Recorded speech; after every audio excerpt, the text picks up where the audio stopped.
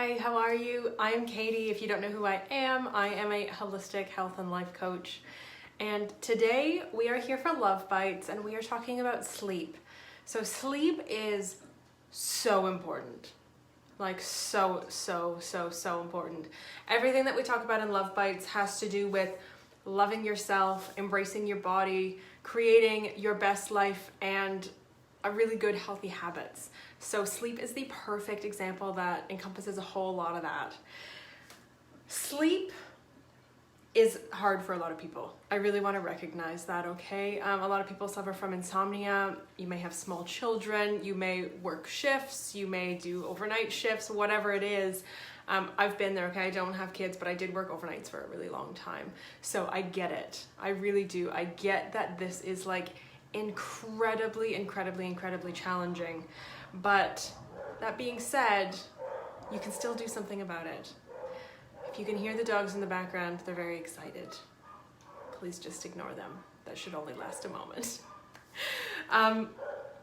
So when I was working nights, I can tell you, I felt awful. I felt groggy all the time. I felt exhausted all the time. I could never just kind of get my head about me, you know, like I was always foggy, I was always fuzzy. And I mean, I would still come home and I would try to sleep, but it would be very broken up sleep. So what I really want to do today is just give you a few tips on how to improve your sleep, quality, without, you know, like while taking into account the fact that you have a life to live, right? So number one, you have to just decide sleep is important. Like above all else, you have to decide that you care about getting a good night's sleep. I hear so many people say all the time, I wish I could get more sleep, but then they stay up until midnight watching TV, on Netflix, on social media, right? So you really do need to make a decision that sleep is a priority for you. And that means that you're going to do what you can do to make it better, to get better sleep.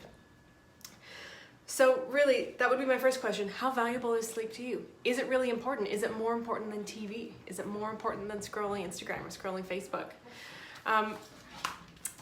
And once you've kind of decided that like sleep is kind of a priority, I know for me, sleep is totally a priority. I love my sleep. I want to give you a few tips. So these kind of fall into one of two categories. One is physical aids, so things that you can physically use to help get a better sleep, and then some habits that you can incorporate to help get a better sleep, okay? So first of all, we're going to talk physical aids. So this is why, oh hey Steph, very valuable. That's why I go to bed as soon as the kids are asleep. Yeah, I don't even have kids and I'm in bed at like the sun goes down and I'm like, see you later. I love sleep. That's good. That's awesome. So some physical aids that I want to talk about. Now, some of these may seem obvious, but I would bet that you probably haven't used them all. So they are things like wearing a sleep mask. I first used a sleep mask years ago when I was traveling and I was sleeping in hostels, and I thought it would be really weird, and it took some time to get used to having a thing on my face while I slept, but now I love it. I literally use them all the time. So wearing a sleep mask, if you can make your room dark and quiet and cool, we tend to sleep better in that kind of environment. Maybe wearing earplugs, especially if you sleep next to a snorer. Maybe having some white noise on. So for those of you with young kids, you don't want to sleep with earplugs, right? You need to be able to hear your children. I recognize that. But maybe putting on some white noise. Now I know for some that could be a fan. I know for some that could be like literally some noise, like stream YouTube or whatever it is. Like there's so many kind of white noise things that you can use out there to really help create that calm environment. Another thing that is often under-recognized, creating a bedroom that feels good to sleep in. So this means decluttering, right? Having a tidy space.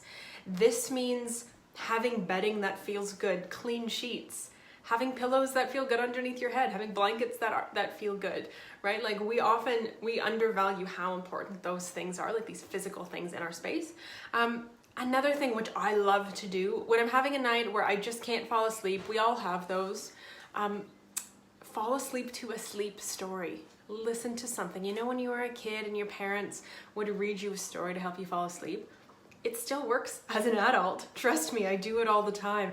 I use an app, it's my meditation app, it's called Calm. There's a free version of it. And they have a sleep stories section where there's literally people reading you bedtime stories. It's the best thing ever. I absolutely love it. I'm sure you can also go on YouTube or something and find like a similar equivalent if you wanted to just try it out. So if falling asleep is really hard for you, that might be a really cool thing to try. So those are some physical things that you can bring into your space to really help you sleep. Now, some healthy habits, and some of these are physical things as well. You'll see what I mean. So some healthy habits that you can bring in to help you start sleeping better. The biggest one, like the overall biggest one, give yourself a power down hour. Now, what I mean by this is at least 1 hour before bed, turn off all your electronics. That includes your TV, that includes your phone, it includes a tablet.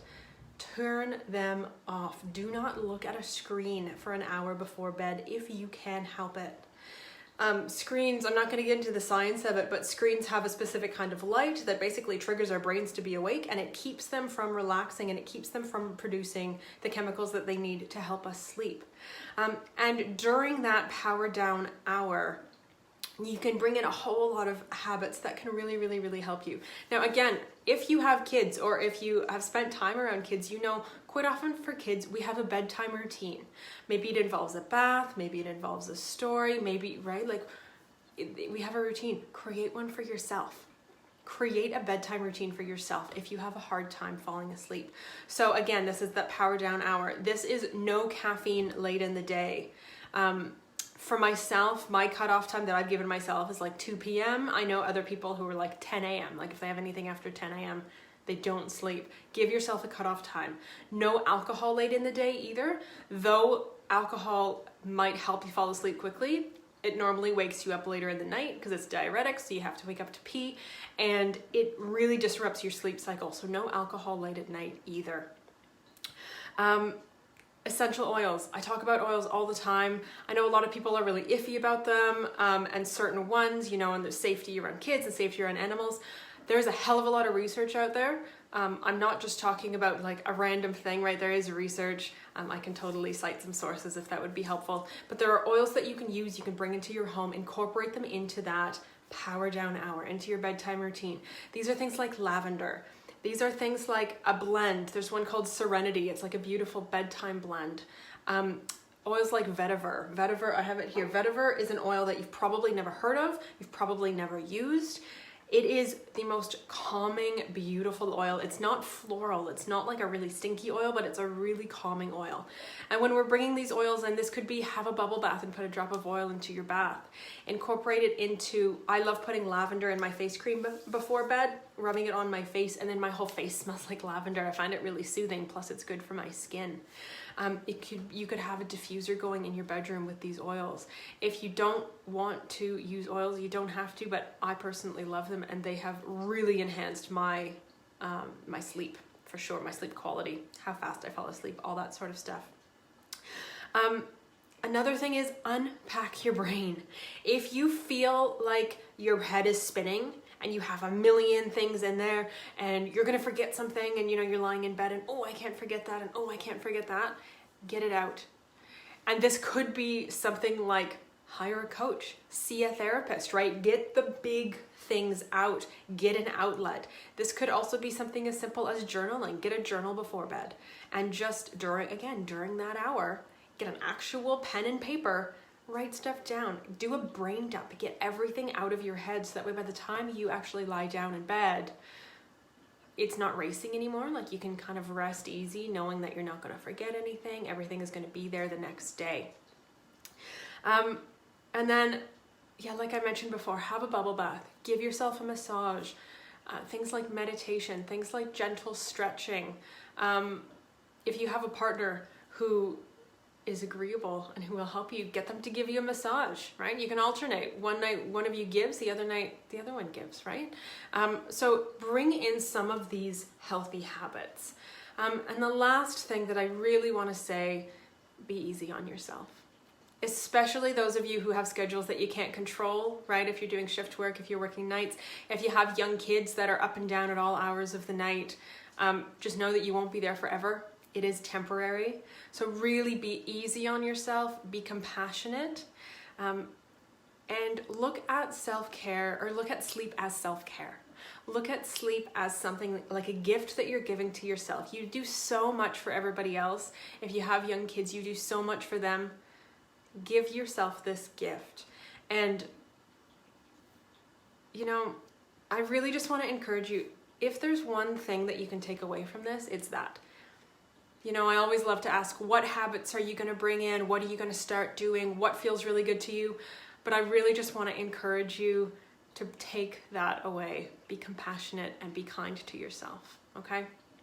So please, I would love to know in the comments, what are you taking away from this?